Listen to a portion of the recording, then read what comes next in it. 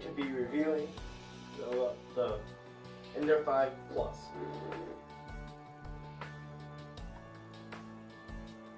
I've had this machine for a while, and I think it's time I talk about it.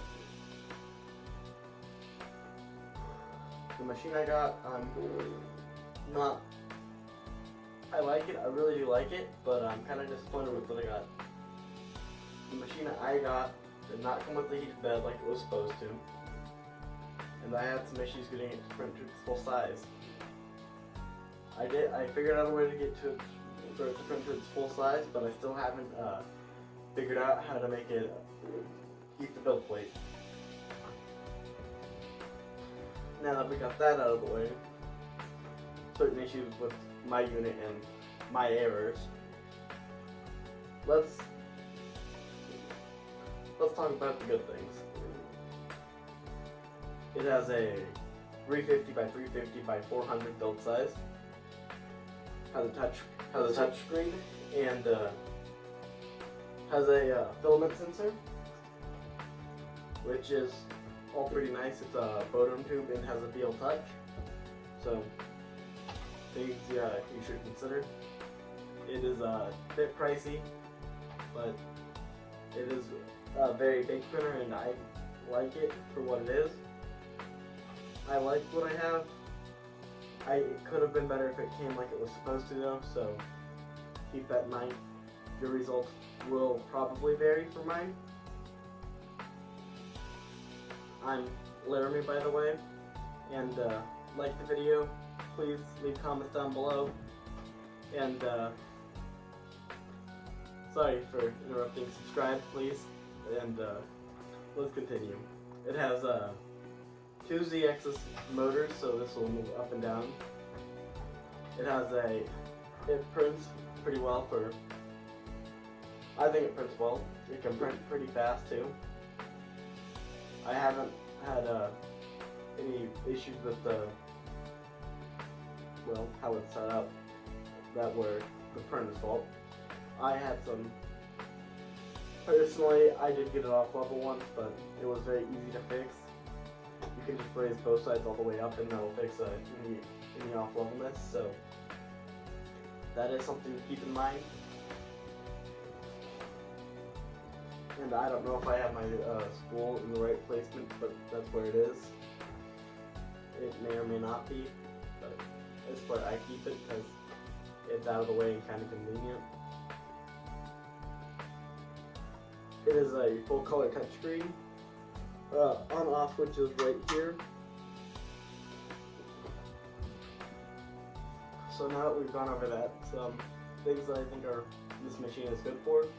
It can print large objects and it can print large objects, which is great. It can print decent quality. I'll grab a print that I have from it in a minute or so. I'll probably cut and then come back to it and show you. But also like the video, please. Show you. But also like the video, please. But it has an enclosed power supply, and its motherboard's enclosed. It is a bit noisy when it prints, and I haven't done any special noise quieting or replacements, so it is kind of noisy. And this could have been metal, but it does have a pretty stiff spring, so that is good.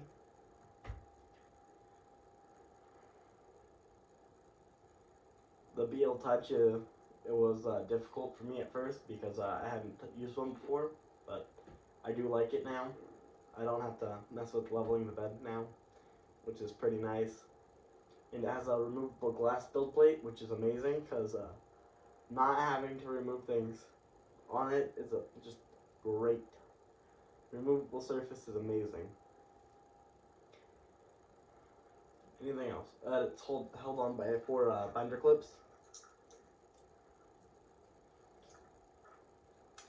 It took roughly like 3 hours to assemble, and I had assembled 2 or 3 Ender 3s before that, so it'll probably take a minute if you want to assemble something this big. And do I recommend it for a beginner? Not necessarily. It's kind of expensive, not the easiest thing to put together and figure out. But if you're wanting something this big, it's for what it's the first thing I had this big, and it's pretty nice. And it will print in tethered mode. I did test it because that's how I worked around my build size limit, because I was having issues with reading big files. But so you can print in tethered mode, and it prints pretty well in tethered mode. So. And how I got around my thing not having a heated build plate and things not sticking to it was a glue stick. So if you have those issues, I recommend glue stick or something tacky so it'll stick. And anything else? Connecting the wires was pretty easy. I didn't have to do much assembling other than just putting these metal rods in and making sure everything lined up. So assembly wasn't terrible. It just took long because it's a massive machine, as you can tell. And would I recommend this for a beginner? Probably not for the first machine. Like the second or third, it's not bad, but it is pretty good. It does do well. If it had a heated build plate, I think it'd be a lot better. So I'm disappointed in I'm disappointed because I know what it could have been. And so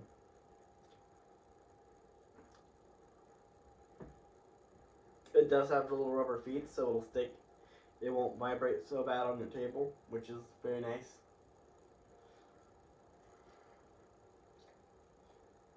The spool holder's just like on the Ender 3s, so if you have one of those, you'll know what that's like.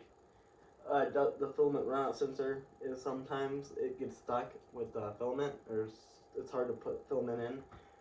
So it doesn't actually get stuck. It sometimes likes to not accept it.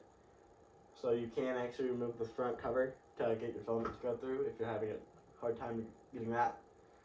And the motors are pretty similar to the Ender 3s. And would I recommend this over an Ender 3? That's a tough one. The Ender 3s are great printers. They're not terrible on assembly, and they work rather well. And I didn't have any issues like I've had with this machine. This machine gave me a few issues, but I like the size that it can print. I like how big it is. I like that it can give me bigger options for printing for friends. So, if you're wanting a big printer, would I recommend it? Yes. If you're wanting a beginning printer, I'd probably go with an Ender 3, V2 or Ender 3. They're very similar, but this can print pretty fast if it has a heated build plate, because it'll stick better. I can get it to print fast. It's just sometimes it'll lift easy because, again, there's no heat keeping it down, so it can print fast for me. It's just I don't do it all that often because I want my prints to finish nicely versus trying to go at rapid speeds.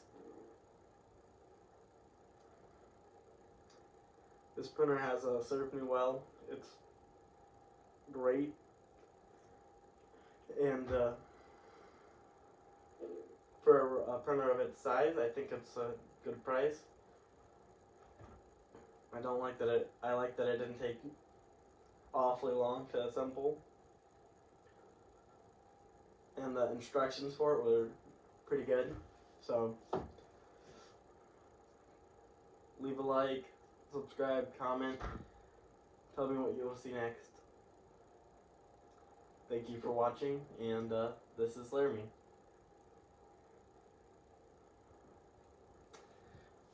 Bye.